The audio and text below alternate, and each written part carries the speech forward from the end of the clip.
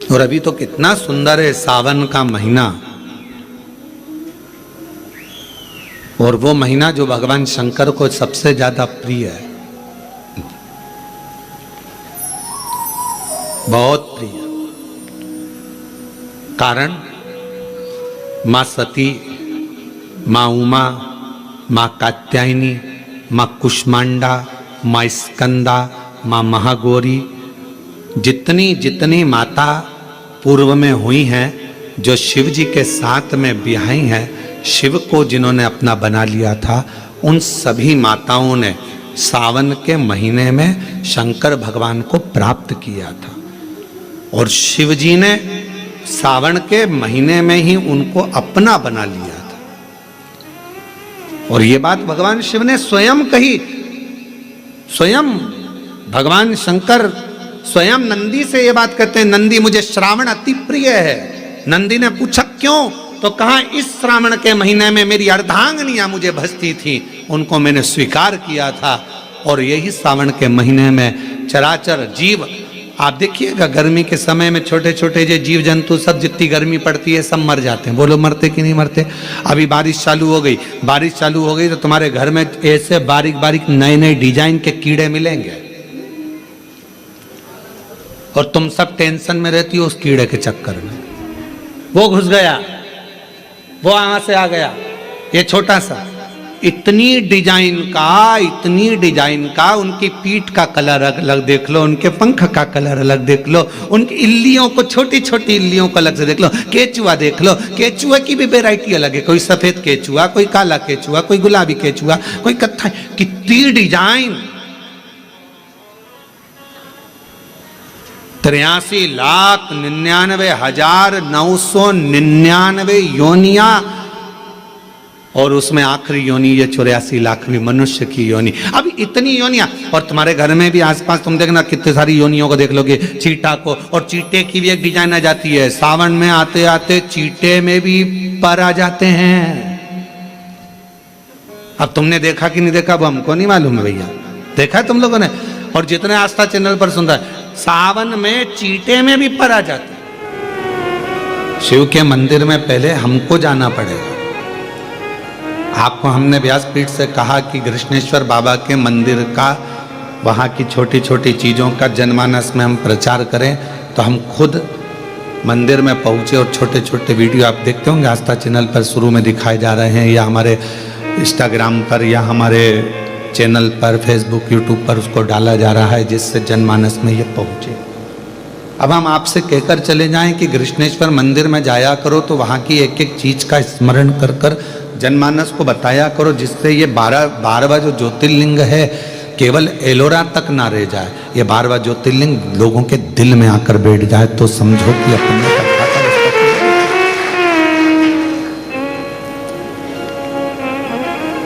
और ये हमारा विश्वास कहता है कि इस कथा के बाद में 12वें ज्योतिर्लिंग का जो एक आनंद है, वैसे तो बाबा स्वयं ही आनंद है, स्वयं कृपा करने वाले हैं, पर अगर उन्होंने, मेरे कृष्णेश्वर बाबा ने ये कथा यहाँ बुलाई है तो खुद के लिए बुलाई, स्वयं के लिए, या कोई दूसरे को सुनने के लिए नहीं। मेरे कृष्णेश्वर बाबा स्वयं सुनते हैं,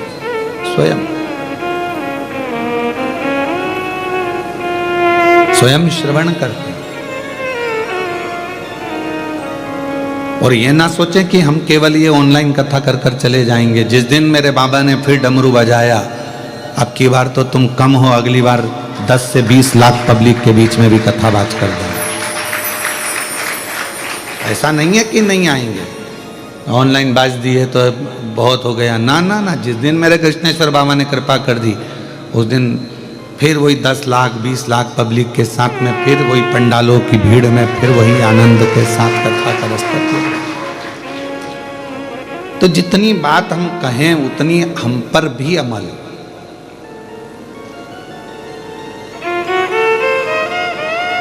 हम कहें कि माँ बाप की सेवा करो, तो कोई हमारे माता जी हैं, आप उनसे पूछ कर आइएगा कि हमारे पिताजी का जब स्वास्थ्य खराब हुआ, उनका विराम का जब समय हुआ और उनके प्राण छूटने का जब समय आया, उसके 1 महीना 2 महीना नहीं, सालों पहले से पिताजी को सेवा करना, जब जब कथा में से समय मिल जाता घर जाकर, जितना समय हम घर पर रहते थे अपने पिता को अपने हाथ से रोटी खिलाते थे। ये हमारा नियम है। अपने हाथों से अपने पिता को हम भोजन कराते थे, अपने हाथों से। क्योंकि जब हमारा बचपन था तो हमारे पिता ने भी तो हमको भोजन कराया था।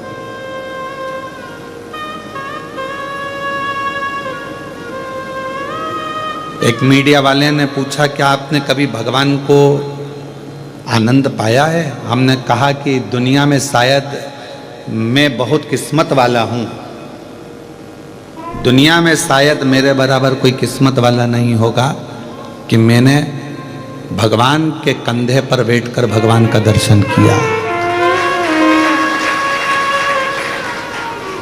दुनिया में मेरे बराबर कोई किस्मत वाला नहीं होगा कि मैंने भगवान के कंधे पर बैठकर भगवान का दर्शन किया है। जब हम मंदिर में, कई मंदिरों में मेला लगता था और दर्शन करने जाते थे, हम छोटे थे तो मेले में भीड़ बहुत होती थी, तो मेरे पापा, मेरे पिताजी मुझे कंधे पर बिठाकर भगवान का दर्शन कराते थे। तो भगवान के कंधे पर बैठकर भगवान का दर्शन किया।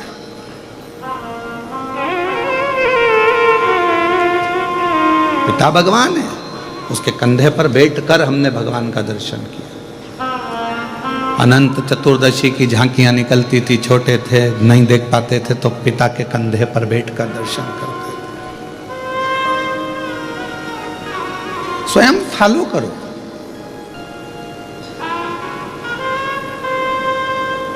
एक शंकर भगवान को और एक शंकर के भक्त को दुनिया बहुत बाद में पहचानती है। जैसे जगत गुरु शंकराचार्य जी थे, जब तक उनको नहीं पहचाना, लोगों ने उनको शास्त्रार्थ करने के लिए चुनौती देते रहे।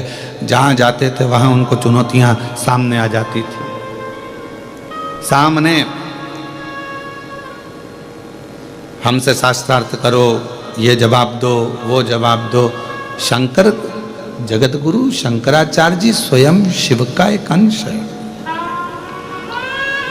आज भी भारत भूमि की जो 4 पीठ हैं, जिन पे 4 शंकराचार्य विराजमान है, वो मेरे शंकर का एक अंश है, शिव का रूप है। और आज दुनिया के लोग उनके ऊपर उंगली उठाकर कह देते हैं कि हमारे से शास्त्रार्थ करो या हमको ये कहो। अरे उनको पहचानो, वो जगत गुरु शंकराचार्य जी की 4 गादी पर विराजमान है और वो संपूर्ण विश्व का गौरव है, भारत की भूमि का गौरव है। 4 पीठ के 4 शंकराचार्य, हम उनको जान नहीं पाते।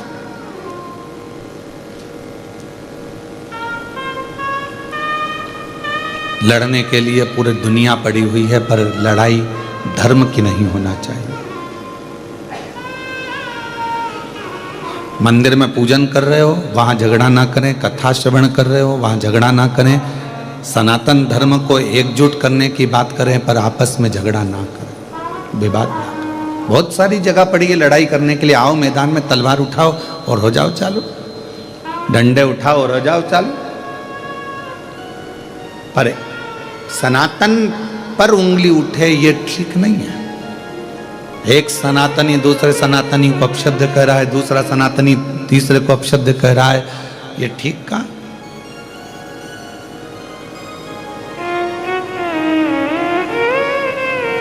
हिंदू धर्म की एकता, सनातन की एकता, ये हमारे जीवन को, एक आने वाले समय को श्रेष्ठ बनाए। कथनी और करनी में अंतर नहीं होना चाहिए। जितना एक वक्ता कहे ना, जितना प्रवचन दे, उतना प्रवचन अपने ऊपर भी धारण करो।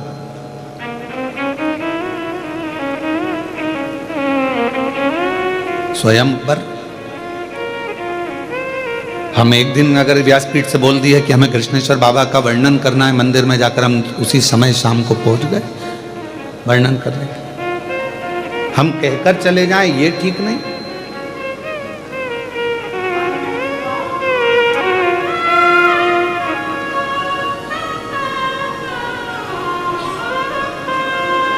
शिव को पहचानो, शंकर भगवान को जानो, शिव भक्त को जानो। पितरों के स्वामी आर्यमा जी गणेश जी के पास आए और गणेश जी ने उनसे कहा कि मेरे माता पिता तो भ्रमण के लिए गए,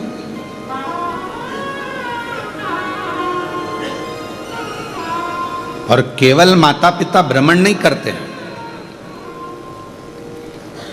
पहले का नियम था, जब भी मम्मी पापा माता पिता जब बैठते थे एकांत में तो कुछ परिवार के लिए अच्छा करने की बात करते थे, कुछ नया करने का प्लान करते थे। ये मोबाइल ने सारे प्लान फेल कर दिए। पत्नी अपना मोबाइल लेकर बैठी रहती है, रात्रि के समय पति अपना मोबाइल लेकर बैठा रहता है। एक कोने में वो व्हाट्सएप चलाती रहती है, दूसरे कोने में वो गूगल और फेसबुक चलाता रहता है। अब दोनों के आपसी तालमेल कैसे मिलेंगे? विचार तो समाप्त ही हो गए। बच्चों के लिए कुछ नया सोचने का मन नहीं है, बस पढ़ रहे हैं बच्चे, पढ़ा रहे हैं, ठीक है, स्कूल गए हैं, चले गए हैं। जो है आपस में आप लोग एक दूसरे से कक्ष के अंदर कमरे में अगर मिले हो तो थोड़ी देर बैठकर बात तो करो कि हमको आगे की प्लानिंग क्या करना है, आगे क्या करना है। हमारा पूरा समय हम मोबाइल को दे दिए, व्हाट्सएप को और फेसबुक गूगल को दे दिया।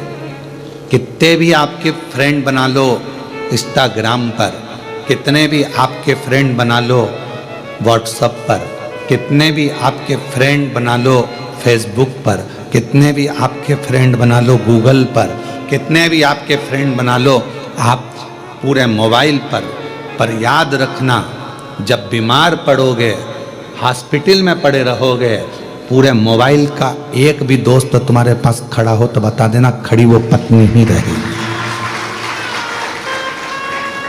जिसको तुमने टाइम नहीं दिया वो पत्नी, जिसको तुमने टाइम नहीं दिया वो पति, जिसको तुमने टाइम नहीं दिया वो सास, जिसको तुमने टाइम नहीं दिया वो ससुर, जिसको तुमने टाइम नहीं दिया वो मम्मी, जिसको टाइम नहीं दिया वो पापा।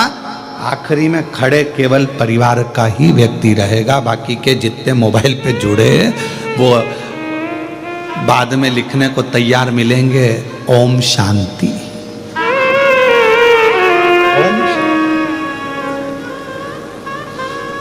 भैया तुम कहां चले गए? बस कितने दिन लिखेंगे? एक दिन, क्योंकि उनको मालूम अब तो कोई इंस्टाग्राम चलाने वाला नहीं, इसका कौन फेसबुक यूट्यूब, बात खत्म। और हम उनको समय दे रहे हैं जो हमको समय दे ही नहीं पाए। अपने माँ को हमने समय नहीं दिया, पिता को समय नहीं दिया, अपनी पत्नी को समय नहीं दिया, अपने पति को समय नहीं दिया, अपने बच्चों को समय नहीं दिया, अपने भाई बंधु को समय नहीं दिया, और बहन को समय, भाई को समय, इनको समय नहीं दिया, और सबको दिया। दिन भर लगे रहे, दिन भर कि कौन काम आया? एक बार लिख देना मेरे को 5 लाख की जरूरत है, देखिए हम पूरे मोबाइल में से कोई 5 लाख रुपए भेज दे तुमको। 5 लाख भी जान दो, 500 रुपए के लिए लिख दो कि मुझे 500 की जरूरत है, 500 कोई भेज दे तो बात कौन भेजे?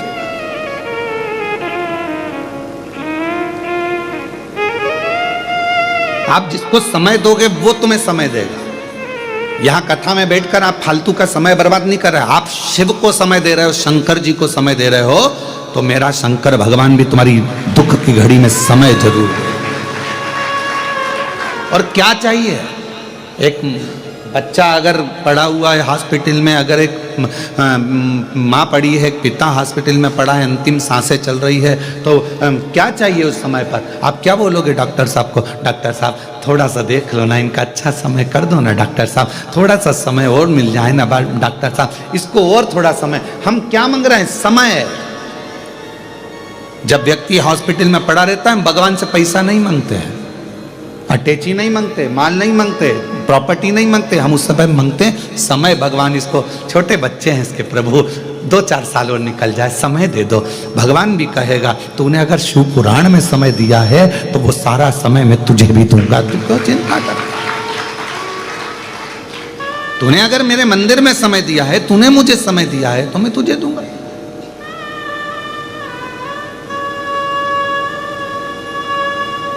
एक नवीन नाम का एक लड़का था, ब्राह्मण पंडित कर्म करता था, नवीन, बहुत पुराना है, हमारे पास में रहा। फिर बाद में उसने अपने गांव चले गया और वहाँ उसने अपना कार्य चालू कर दिया, पंडित कर्म आदि, पूजन आदि का।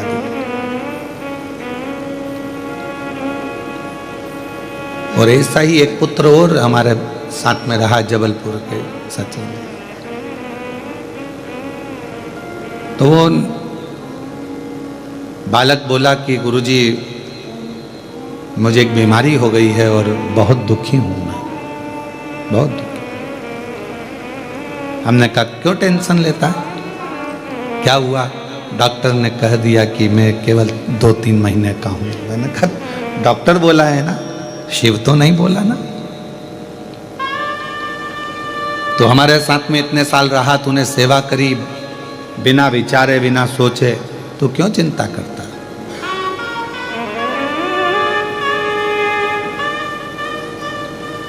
क्यों सोचना? तूने उस पर भरोसा करा, उसकी सेवा करी है ना तूने। बीमारी आ भी गई ना, टेंशन मत ले, तूने उसकी सेवा करी है। डॉक्टर ने तुझे 2 महीने दिए हैं, पर तू हमारे साथ सेवा में कम से कम 4 साल रहा है, तो तेरे 4 साल तो बाबा कैसे भी बढ़ा कर ही रहेंगे। तू क्यों चिंता करता है? अब ये 4 तो उसके थे, उसकी तरफ से जो तूने सेवा करी, और 4 गुरु की तरफ से, और 4 तेरी माता की तरफ से, और 4 तेरे पिता की तरफ से। और आज उस बच्चे को कई साल निकल गए और वो बेटा आज भी बड़ा स्वस्थ है और आनंद के साथ में सेवा। एक ऑपरेशन हुआ उसका, ऐसा नहीं कि ऑपरेशन नहीं हुआ, हुआ, पर बाबा की कृपा से स्वस्थ हो गए। आपने कृष्णेश्वर बाबा को कितना समय दिया, आपने राम जी को कितना समय दिया, आपने शिव जी को कितना समय दिया, आपने भगवान को कितना समय दिया, वो समय पूरा काउंट होता है। आपने परमात्मा को दिया है तो परमात्मा भी आपकी दुख की घड़ी में, अंत घड़ी में, और अंत समय प्रभु आना पड़ेगा, वचन दिया तो निभाना पड़ेगा। आए नाय प्रभु कुटुंब कबीला, अंत समय प्रभु आना पड़ेगा, वचन दिया तो निभाना पड़ेगा, अंत समय प्रभु आना पड़ेगा। तो ये अंत बिंदु, आप अब क्या सोचे हो, क्या विचार करें? आपने दिया समय, हम फिर निवेदन करेंगे, कथा मोबाइल पर सुनो, हम मना नहीं करेंगे, टीवी पर सुनो खूब आनंद में, मोबाइल पर सुनो खूब आनंद में, पर रात्रि में आधा घंटा 1 घंटा जब अपनी पत्नी के साथ, अपने पति के साथ, अपने परिवार के साथ रहो, तब इस मोबाइल को स्विच ऑफ कर दो या साइलेंट कर दो, फ्लाइट मोड पे डाल दो और इसको ले जाके अपने एक कोने में रख दो। उसके बाद 1 घंटा अपने परिवार के साथ, अपने बच्चों के साथ, पत्नी, पति, माता, पिता, जिसको आपको समय देना है सबको दो। क्यों? क्योंकि कोई दुख की घड़ी आएगी तो मोबाइल के मित्र तुम्हारे सामने नहीं होंगे, मित्र तुम्हारे परिवार वाले तुम्हारे सामने होंगे। हम उनको समय नहीं दे पा रहे।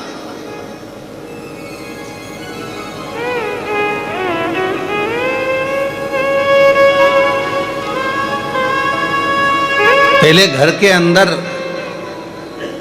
एक घड़ी होती थी, वो भी पापा के हाथ में होती थी या दादाजी के हाथ में होती थी, और पूरे घर के लोग समय पूछने किसके पास आते थे?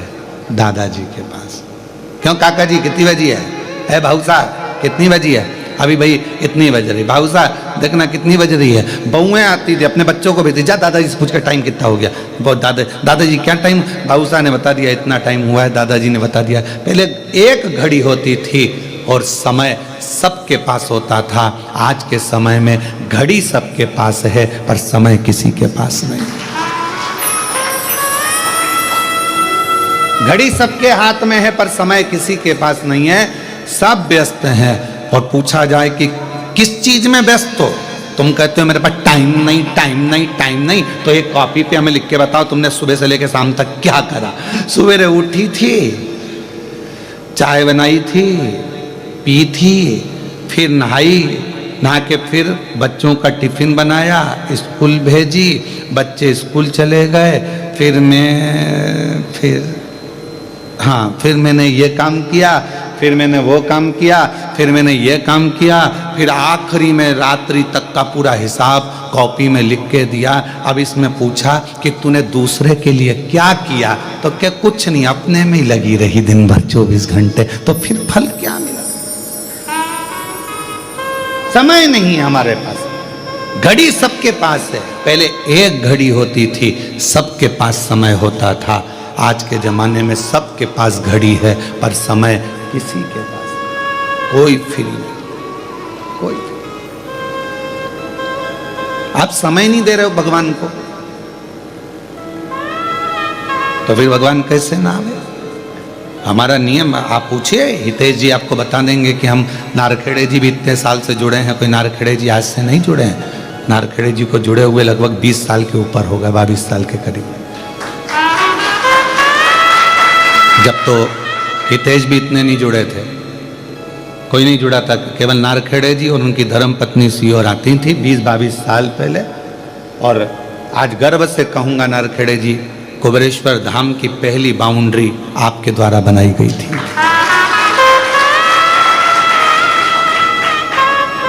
नारखेड़े जी खंबा पकड़ के खड़े होते थे कुबेरेश्वर धाम पर, खंबा पकड़ के खड़े होते थे, वो सीमेंट का पोल, और उनकी पत्नी मिट्टी डालती थी, फिर दूसरा फर्श लेकर आता था, वो लगाता था, वो बाउंड्री। अब और आप पूछेंगे गुरुजी वो वाली बाउंड्री कहाँ गई, तो वो बाउंड्री एक इछावर के पास में एक हनुमान जी का मंदिर है, उस मंदिर पर हमने उस बाउंड्री को पूरा लगवा दिया, क्योंकि वो बाउंड्री अच्छी थी तो लगवाई। कोई आज का समय दीजिए आप परमात्मा, समय दोगे तो उस समय का फल जरूर मिलेगा। बीज आज बोया है तो थोड़े दिन के बाद ही फल आएगा ना। तुम सोचो कि आज की आज आ जाए।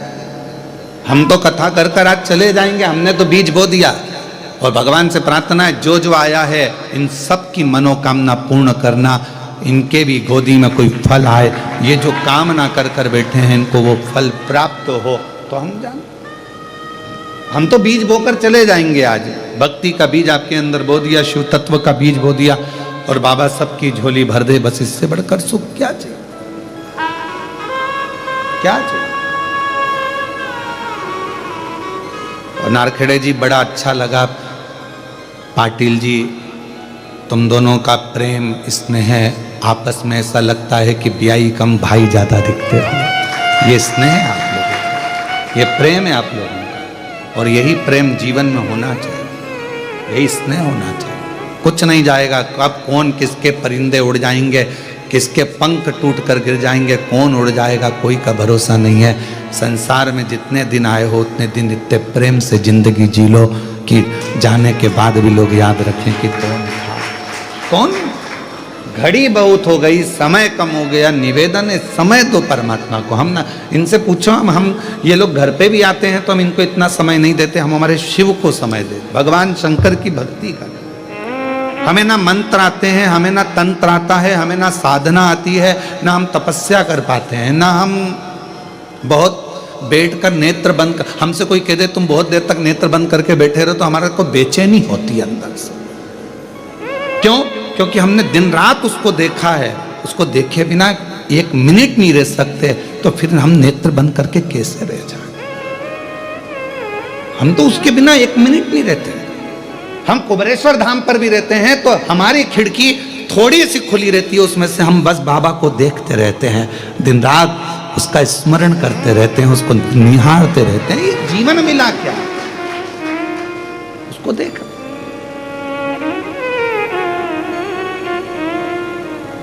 दुनिया के लोग कहते हैं अपने सोने वाले कक्ष में, शयन कक्ष में भगवान का फोटो मत रखो, पर मैं तो उसके बिना रह ही नहीं सकता, मैं उसके बिना रह ही नहीं सकता।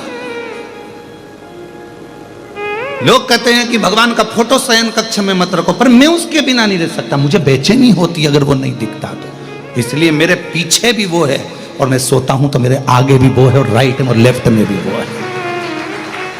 मैं उसके बिना नहीं रह सकता। मेरे कक्ष में भले दर्पण ना हो, समान ना हो, पर मेरा शंकर होना जरूरी है, मेरा शिव का होना जरूरी है। उसके बिना बेचैनी है। भजन स्मरण हमारे साथ लोग सफ़र कम करते हैं। हमारे ये जितने बच्चे बैठे हैं ये भी हमारी गाड़ी में सफ़र कम करते हैं। इनको अलग से गाड़ी चाहिए रहती है। क्यों नहीं करते? क्योंकि पूरे सफ़र में गुरुजी शंकर जी की ही कथा बाजते रहेंगे। पूरे सफ़र में शिव जी ने ऐसा करा, देखो वो शंकर जी ने वैसा कर दिया, वो लड़का ऐसा था उस पर शंकर ने ऐसी कृपा कर दी, वो ऐसी थी उसने ऐसा कर दिया। और हर कहीं गाड़ी रुकवा लेंगे। कोई मंदिर दिख गया, कोई होटला दिख गया, वहाँ रुकवा लेंगे। लाओ पानी की बोतल अंदर से निकाल के। जजमानों तो पानी के कैरेट रख देते हैं गाड़ी के अंदर, तो हम क्या करते हैं उस कैरेट में रास्ते चलते चलते कोई शंकर जी मिल गए, लाओ जरा एक बोतल निकाल के लाओ, डाल दे। तो ये बच्चे साथ सफर भी नहीं करते, इनके लिए अलग गाड़ी भेजना पड़ती है। एक पल ना रहे आप उसके बिना तो वो भी आपके बिना एक पल नहीं रहेगा। जिसको रोज रोज पक्षी को रोज दाना डालिए, रोज दाना डालिए, फिर आप पक्षी को दाना नहीं भी डालोगे तो पक्षी आकर जरूर बैठेगा। आप शिव को रोज भजिए, रोज लोटा भरकर जल चढ़ाइए। शंकर भगवान भी आपके एक लोटे जल के लिए बेचैन हो जाएंगे। लीलाबाई नहीं आई, पानी नहीं चढ़ाया, कहाँ चली गई? 3 दिन से नहीं आ रही है। शंकर भगवान अपने गण को भेजेंगे, जाओ नंदी देखकर आओ, लीला के घर जाओ। रोज आती थी 9 बजे जल चढ़ाने को, आज लीला नहीं आई है, कहाँ चली गई? नंदी जाकर इंतजार करेगा। लोगों को लगा कि आज बैल दरवाजे पर खड़ा है, कुत्ता दरवाजे पर खड़ा है, स्वान आया हुआ है, कोई ऐसा भिखारी आया हुआ है, पहचान नहीं पाओगे कि कौन आकर खड़ा है। शंकर का एक गण किसी भी रूप में आकर खड़ा हो जाएगा। खुद पूछेगा, क्यों कोई बात हो गई क्या? कुछ हो गया क्या? आंटी जी नहीं दिख रही है, काकी जी। तुम सोचो भगवान पुरानी डिजाइन में आए, त्रिशूल लेके डमरू लेके, वैसा नहीं आएगा। आज के युग में आज जैसा आना पड़ता है। पुरानी डिजाइन में आएगा तो तुम कहते हो झांकी वाला है, चल भग यहां से।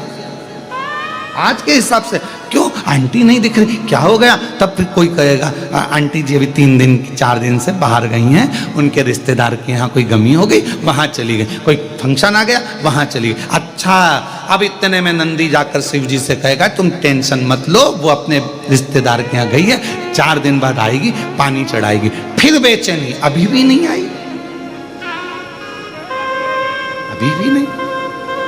और तुझसे मिलने के लिए तेरी कसम, तुझसे मिलने के लिए तेरी कसम, एक मुलाकात जरूरी है, एक मुलाकात जरूरी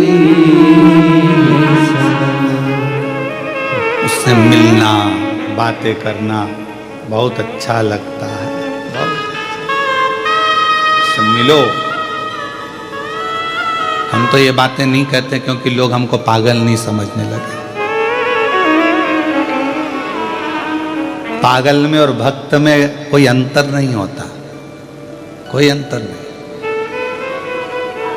बस एक विश्वास का अंतर है, भरोसे का, भरोसे। लोग पागल ना समझे, हम नहीं करते। और तो आज कृष्णेश्वर बाबा की इस कथा में ना जाने कहां से व्याख्यान आ गया तो बोल दिए, नहीं तो हम नहीं बोलते। क्यों बोले?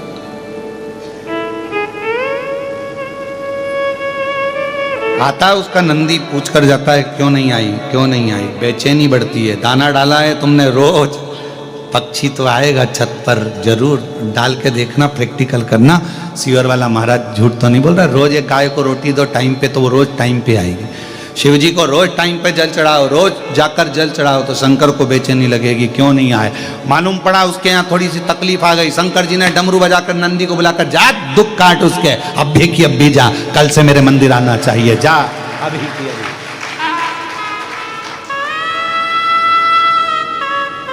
आप नियम बनाओ शिव जी के मंदिर जाने का, वो नियम बनाएगा तुम्हारे दुख काटने का, तुम्हारी तकलीफ मिटाने का, तुम्हारे कष्ट मिटाने का। आप नियम ही नहीं बनाते तो फिर समय तो दो मेरे शंकर को। ब्रह्मा ब्रह्मलोक में है, भगवान विष्णु वैकुंठ लोक में, इंद्र इंद्र लोक में है, भगवान जितने भी हैं अपने अपने लोक में है। केवल शंकर भगवान इस पृथ्वी पर है, मृत्यु लोक में, इसलिए कंकर शंकर कहा जाता है उसको। पृथ्वि का देव है, देव अधिदेव महादेव, उसको अगर तुमने समय देना प्रारंभ कर दिया तो वो भी तुमको समय जरूर देगा। समझ लो। और अंत समय प्रभु आना पड़ेगा, वचन दिया को निभाना पड़ेगा। आए ना प्रभु कुटुंब कबीला, अंत समय प्रभु आना पड़ेगा। वचन दिया तो निभाना पड़ेगा। आप उसको समय दो। परिवार, नाते, रिश्ते, कुटुंब, कबीले, एक संत में और एक समुद्र में ज्यादा अंतर नहीं होता, ज्यादा अंतर नहीं है। संत में और समुद्र में कोई अंतर नहीं है। समुद्र भी निर्मल है और संत भी निर्मल है। समुद्र भी गहरा है और संत भी, बोलो बोलो जम के, गहरा। संत भी विशाल है और समुद्र भी विशाल है। ये भी निर्मल जल है, वो भी निर्मल मन है। पर संत और समुद्र में एक सबसे बड़ा अंतर शिव पुराण कहती है, सबसे बड़ा अंतर।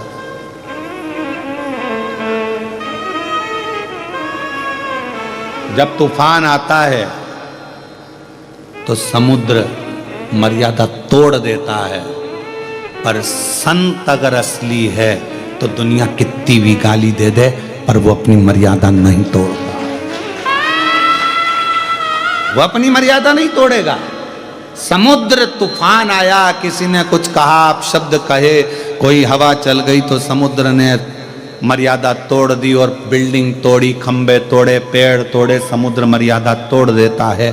पर अगर असली संत है उसको दुनिया कितनी भी गाली दे, कितना भी अपशब्द कहे, कितने भी ताने दे दे, उसके लिए गलत गलत तक बोल दे तो भी संत अपनी मर्यादा नहीं तोड़ता। तो समझ लेना कि वो असली संत है। नामदेव जी को कितना कहा, तुकाराम जी को कितना कहा, मीराबाई को कितना कहा, रामकृष्ण परमहंस जी को कितना कहा, कितना चैतन्य महाप्रभु जी को कहा, कितना श्रीमद् वल्लभाचार्य जी को कहा, कितना कितना कहा गया, पर उन्होंने अपनी मर्यादा नहीं तोड़ी। समुद्र तोड़ सकता है।